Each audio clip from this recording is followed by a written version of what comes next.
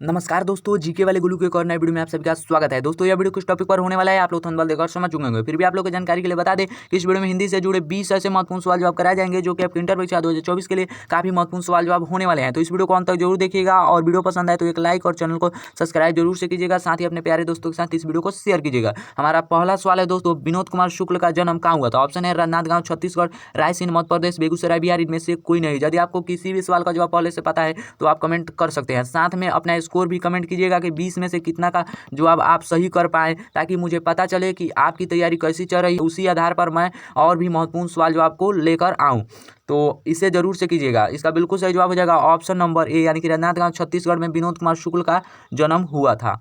Option number A आपका बिल्कुल सही जवाब हो जाएगा। साथ में इसे भी याद रखना है कि विनोद कुमार शुक्ल की एक प्रसिद्ध रचना है प्यारे नन्हे बेटे को, जो कि बहुत बार पूछा जा चुका है और यह आपके परीक्षा की दृष्टि से महत्वपूर्ण है। अगला सवाल है दोस्तों, पुत्र वियोग कविता लिया गया है, कहाँ से लिया गया? ऑप्शन है लोकगीत, संशय आत्मा, आत्महत्या के विरोध, मुकुल। तो इसका बिल्कुल सही जवाब हो जाएगा ऑप्शन नंबर डी, यानी कि मुकुल। ऑप्शन नंबर डी आपका बिल्कुल सही जवाब हो जाएगा।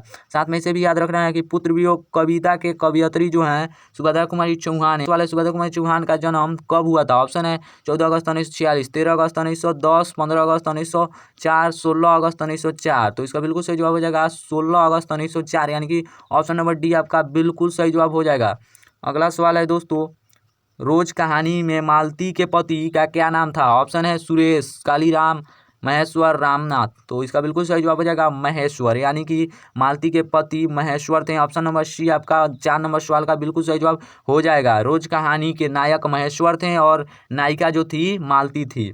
रोज कहानी के लेखक कौन थे? तो अगेजी, जिनका पूरा नाम था सचितानंद हीरानंद वात्स्यानंद अगेजी। इसे भी नोट डाउन कर सकते हैं। यदि आप अभी तक प्रीवियस ईयर क्वेश्चन को नहीं देख रहे हैं तो देखिए, बहुत ही महत्वपूर्ण प्रीवियस ईयर है आपके परीक्षा की दृष्टि से, जिसमें से 20 से 25% सवाल आपके परीक्षा में पूछे जाते हैं। इस बात को आप ध्यान में रखिएगा। अगला सवाल है, रोज कहानी में नायिका कौन थी? ऑप्शन है रागिनी, मालती, सरिता, सीमा। तो इसका बिल्कुल सही जवाब आपको मैंने बता दिया है, मालती। ऑप्शन नंबर बी आपका बिल्कुल सही जवाब हो जाएगा 5 नंबर सवाल का। आप लोग ध्यान से देखिए, देखते चलिएगा। मैं कभी कभी गलत इंडिकेट करता हूँ, यह गलत बात है। एक बार भूल से हो गई थी, तो एक बार कमेंट भी आ चुका था, जिसे मैंने सुधार कर दिया है। अब शायद ही ऐसी मिस्टेक मैं करूं। चलिए अगला सवाल देखते हैं। अगला सवाल है, भगत सिंह का संपूर्ण परिवार क्या था? ऑप्शन है नौकरशाही, स्वतंत्रता सेनानी, तानाशाह, व्यापारी। तो इसका बिल्कुल सही जवाब हो जाएगा ऑप्शन नंबर बी, यानी कि स्वतंत्रता सेनानी। आपका बिल्कुल सही जवाब हो जाएगा option number B. Bhagat Singh का पूरा परिवार क्या था? स्वतंत्रता सेनानी। भगत सिंह की रचना कौन सी है? तो आपको याद रखना है, एक लेख और एक पत्र भगत सिंह की रचना है। आगे बढ़ने से पहले आप सबसे निवेदन है कि जिस प्रकार आप लोग इस वाले वीडियो को बहुत सारा प्यार अपना दिए थे, उसी प्रकार आप जो वीडियो अभी देख रहे हैं, यानी कि इस वाले वीडियो को आप लोग अपना प्यार दीजिएगा। जैसा कि मैंने इस वाले वीडियो में आप सबसे वादा किया था कि आप लोगों के लिए हिंदी के 30 महत्वपूर्ण टॉपिक यानी कि सब्जेक्टिव क्वेश्चन लाऊंगा, तो मैंने लाया भी। उसके पार्ट 1 को आप देख चुके हैं, जिसमें मैंने 15 महत्वपूर्ण सवालों को कराया है। अगला पार्ट आप लोगों के लिए यह होने वाला है, यानी कि थंबनेल आपके सामने है। यह वीडियो कब तक आए इसे आप कमेंट में कर दीजिएगा। जितना जल्दी कमेंट कीजिएगा उतना जल्दी आपको वीडियो मिल जाएगा देखने को।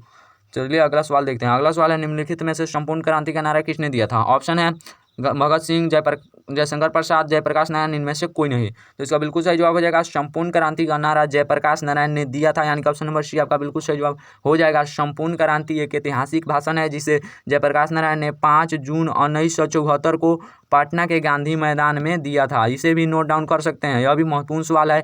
यह हिंदी ही नहीं बल्कि हिस्ट्री, पॉलिटिकल साइंस में भी पूछा जाता है। इसमें बताए गए जितने भी सवाल हैं, कुछ सवाल पिछले वीडियो से भी लिए गए हैं, क्योंकि यह महत्वपूर्ण होने वाले हैं। इसमें 100% गारंटी है कि बहुत सवाल इसमें से लड़ेंगे। तो इसे आप गांठ मान लीजिए कि आपको इसे रट जाना है, यानी कि किसी भी हाल में इसे याद कर लेना है। इस बात को ध्यान में रखिएगा। अगला सवाल है दोस्तों, सदा नीरा साहित्य कौन सी विधा है? ऑप्शन है कहानी, ललित, निबंध, यात्रा, संस्मरण, एकांकी। तो इसका बिल्कुल सही जवाब हो जाएगा वो सदा नीरा एक यात्रा संस्मरण है, यानी कि ऑप्शन नंबर सी आपका बिल्कुल सही जवाब हो जाएगा। वो सदा नीरा के निबंधकार कौन है? तो आप सबको बताते चलें कि जगदीश चंद्र माथुर हैं। अगला सवाल है, निम्नलिखित में से साहित्य में से एकांकी कौन है? ऑप्शन है उस्ताद नीरा, सिपाही की माँ, जूठन, इनमें से कोई नहीं। तो इसमें एकांकी पूछा जा रहा है, तो ऑप्शन नंबर बी आपका बिल्कुल सही जवाब हो जाएगा, यानी कि सिपाही की माँ, जिसके रचनाकार हैं मोहन राकेश। अगला सवाल है दोस्तों, जयप्रकाश नारायण के बचपन का क्या नाम था? ऑप्शन है हरीश, बाउल, मोहन, इनमें से कोई नहीं। तो इसका बिल्कुल सही जवाब हो जाएगा ऑप्शन नंबर बी यानी कि बाउल आपका बिल्कुल सही जवाब हो जाएगा। साथ में इसे भी याद रखना है कि जेपी जी के नाम से इन्हें प्रेम से बुलाया जाता था। किन्हें? तो जयप्रकाश नारायण को। अगला सवाल है, निम्नलिखित में से शिक्षा पाठ के रचनाकार कौन है? तो ऑप्शन है जे कृष्णमूर्ति, ओम प्रकाश वाल्मीकि, बालकृष्ण मठ, चंद्रधर शर्मा गुलेरी। तो इसका बिल्कुल सही जवाब हो जाएगा जे कृष्णमूर्ति, यानी कि शिक्षा पाठ के रचनाकार जो हैं कौन है दोस्तों? तो जे कृष्णमूर्ति जी हैं। अगला सवाल है दोस्तों, उसने कहा था कहानी कब प्रकाशित हुआ? ऑप्शन है 1911, 1883, 1915, 1955। तो इसका बिल्कुल सही जवाब हो जाएगा 15 हो जाएगा। ध्यान से सुनिएगा, 1915 ऑप्शन नंबर सी आपका बिल्कुल सही जवाब हो जाएगा। साथ में इसे भी याद रखना है कि 1911 में सुखमय जीवन तथा बुद्धू का कांटा प्रकाशित हुआ था, जिसके रचनाकार हैं चंद्रधर शर्मा गुलेरी। इसे भी नोट डाउन कर सकते हैं। अगला सवाल है, निम्नलिखित में से नाभादास किसके समकालीन थे? ऑप्शन है अगरदास, बाबा नरहरिदास, मलिक मोहम्मद जायसी, तुलसीदास। तो इसका बिल्कुल सही जवाब हो जाएगा नाभादास जो समकालीन थे दोस्तों, तो तुलसीदास के समकालीन थे, यानी कि ऑप्शन नंबर डी आपका बिल्कुल सही जवाब हो जाएगा। यदि गुरु पूछा जाए तब अग्रदास होगा। इसे नोट डाउन कर सकते हैं या ध्यान में रख सकते हैं। अगला सवाल है, सुभद्रा कुमारी चौहान का जन्म कहाँ हुआ था? ऑप्शन है जायस अमेठी उत्तर प्रदेश, रायसेन मध्य प्रदेश, बेगूसराय बिहार, निहालपुर इलाहाबाद उत्तर प्रदेश। तो इसका बिल्कुल सही जवाब हो जाएगा निहालपुर इलाहाबाद उत्तर प्रदेश, यानी कि ऑप्शन नंबर डी आपका बिल्कुल सही जवाब हो जाएगा। इसे भी याद रखना है। अगला सवाल है दोस्तों, निम्नलिखित में से नाभादास के गुरु कौन थे? ऑप्शन है बाबा नरहरिदास, मलिक मोहम्मद जायसी, तुलसीदास, अग्रदास। तो जैसा कि मैंने बताया कि नाभादास के गुरु जो थे अग्रदास थे। ऑप्शन नंबर डी आपका बिल्कुल सही जवाब हो जाएगा 15 नंबर सवाल का। साथ में आपको बताते चलें कि नाभादास एक भक्त और साधु सेवी थे, यानी कि साधुओं की सेवा किया करते थे। यह सवाल मैं पीछे भी बता चुका हूँ, यानी कि पिछले वाले वीडियो में। इसे नोट डाउन कर सकते हैं। अगला सवाल है, बालकृष्ण भट्ट के पिता का क्या नाम था? ऑप्शन है टेनी प्रसाद वर्मा, बेनी प्रसाद भट्ट, मीनू जी प्रसाद, इनमें से सभी। तो इसका बिल्कुल सही जवाब इनमें सभी तो नहीं होगा, ऑप्शन नंबर बी होगा बेनी प्रसाद भट्ट बालकृष्ण भट्ट के पिता का नाम था। इसे भी याद रखना है। ऑप्शन नंबर आपका 16 नंबर सवाल का बी हो जाएगा सही जवाब। अगला सवाल है दोस्तों, मलिक मोहम्मद जायसी का जन्म स्थान कहाँ है? ऑप्शन है जायस अमेठी उत्तर प्रदेश, रायसेन मध्य प्रदेश। शॉर्ट में यहाँ पर लिख दिया हूँ इंग्लिश में, फिर भी आप लोग को ध्यान से सुनना है। यूपी एमपी का मतलब क्या क्या मैंने यहाँ पर मेंशन किया है, इसे ध्यान से सुनिएगा। अगला ऑप्शन है बेगूसराय बिहार, निहालपुर उत्तर प्रदेश, इलाहाबाद उत्तर प्रदेश।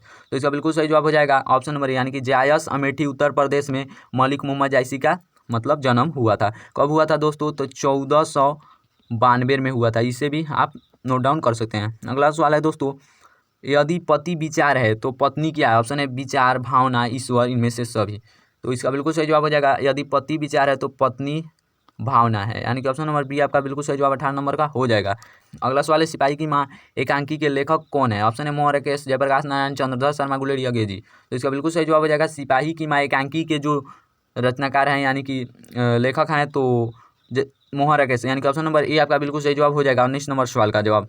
अगला सवाल है दोस्तों, हंसते हुए मेरा अकलापन के लेखक कौन है? ऑप्शन है नामवर सिंह, जयप्रकाश नारायण, चंद्रधर शर्मा गुलेरी, मलयज।